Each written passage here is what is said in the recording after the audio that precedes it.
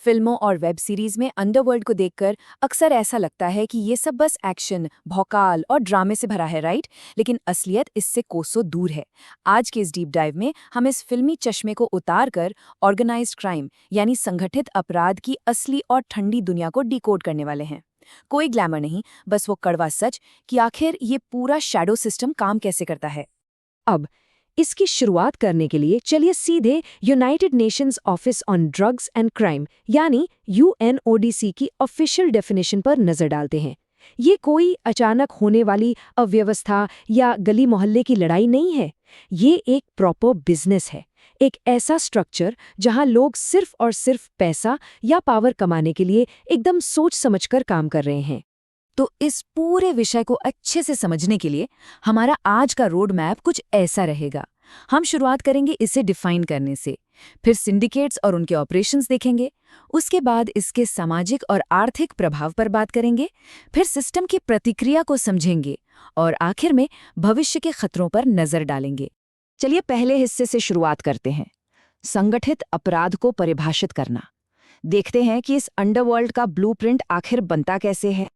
UN की उस definition को अगर हम एक चेकलिस्ट में तोड़ें तो आप हैरान रह जाएंगे कि ये लिटरली किसी मल्टीनेशनल कॉर्पोरेट कंपनी के एचआर स्ट्रक्चर जैसा दिखता है। इसमें प्रॉपर हायरार्की होती है, लोगों के रोल तय होते हैं और एक कंसिस्टेंसी होती है। और इन सब का अल्टीमेट गोल क्या है? सिर्फ और सिर्फ प्रॉफिट। बस फर्क इतना है कि ये अपना प्रॉफिट कमाने के लिए वायलेंस, करप्शन और डराने धमकाने का इस्तेमाल करते हैं और इनके कनेक्शंस कई देशों में फैले होते हैं।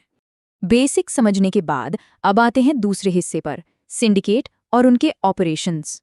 भारत में काम करने वाले जो असली सिंडिकेट्स हैं, उनके अपने अलग अलग और बहुत ही डाइवर्स पोर्टफोलियो होते हैं। इस टेबल को देखिए। डी कंपनी का फोकस ड्रग्स और ह्यूमन ट्रैफिकिंग पर रहा है, जबकि वीरप्पन का सिंडिकेट पूरी तरह से जंगल माफिया पर केंद्रित था। लेकिन आज की बात करें तो पंजाब के ड्रग कार्टल्स और नॉर्थ ईस्ट के नेटवर्क सिर्फ पुराने तरीकों तक सीमित नहीं हैं। अब वो साइबर क्राइम और ऑनलाइन फ्रॉड जैसी एकदम नई और हाईटेक दुनिया में एंट्री ले चुके हैं। तो अब बढ़ते हैं हमारे तीसरे सेक्शन की तरफ, सामाजिक आर्थिक प्रभाव, यानी कि ये सिंडिकेट्स हमारे समाज को किस हद तक नुकसान पहुंचाते हैं। जरा सोचिए, एक बहुत ही अहम सवाल है। क्या होता है जब एक छिपी हुई अर्थव्यवस्था, एक शैडो इकोनॉमी हमारी असली अर्थव्यवस्था के बिल्कुल पैरेलल खड़ी हो जाती है? ये सीधा सीधा हमारे देश के पब्लिक इंफ्रास्ट्रक्चर और उस टैक्स को चूसने लगती है जो देश के विकास के लिए बहुत जरूरी है। यहाँ फर्क एकदम साफ और चिंताजनक है। एक तरफ हमारी फॉर्मल इकोनॉमी है जो ट्रांसपेरेंट है, जिससे टैक्स आता है और जो एक स्टेबल सिस्टम को चलाती है, और दूसरी तरफ है ये पैरेलल इकोनॉमी। ये पूरी तरह ब्लैक मनी पर चलती है। ये सिर्फ पैसा नहीं बनाती, बल्कि हमारे फाइनेंशियल सिस्टम को अंदर से खोखला कर देती है और देश के बिजनेस एनवायरनमेंट को पूरी तरह से तबाह कर देती है। और बात सिर्फ पैसों तक नहीं रुकती। एक और बहुत ही सीरियस मुद्दा है पॉलिटिकल और क्रिमिनल नेक्सस। ये अपराधी अपनी काली कमाई और बाहुबल का इस्तेमाल करके इलेक्शंस को इन्फ्लुएंस करते हैं। और जब ऐसा होता है ना, तो शासन और अपराध के बीच की लाइन एकदम धुंधली हो जाती है। ये पब्लिक रिकॉर्ड का हिस्सा है कि कैसे ये चीजें न्याय व्यवस्था पर जनता के भरोसे को तोड़ देती हैं। ये सिर्फ करप्शन नहीं है, ये हमारी नेशनल सिक्योरिटी के लिए एक बहुत बड़ा खतरा है। इन सिंडिकेट्स के तार अक्सर टेरर नेटवर्क्स जैसे आईएसआई से जुड़े होते हैं। ये हथियारों की स्मगलिंग करते हैं, जिससे अशांति फैलती है। और सच बताऊं तो सबसे दर्दनाक बात यह है कि इस पूरे सिस्टम का सबसे बड़ा शिकार हमारे समाज के सबसे कमजोर लोग बनते हैं।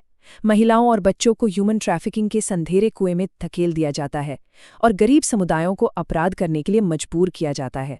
इस खौफनाक तस्वीर को देखने के बाद चलते हैं चौथे भाग पर, कानून प्रवर्तन और प्रतिक्रिया।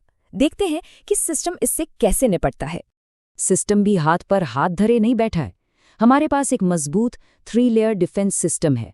पहला स्टेप मकोका, MCOCA और PMLA जैसे सख्त कानूनी ढांचे।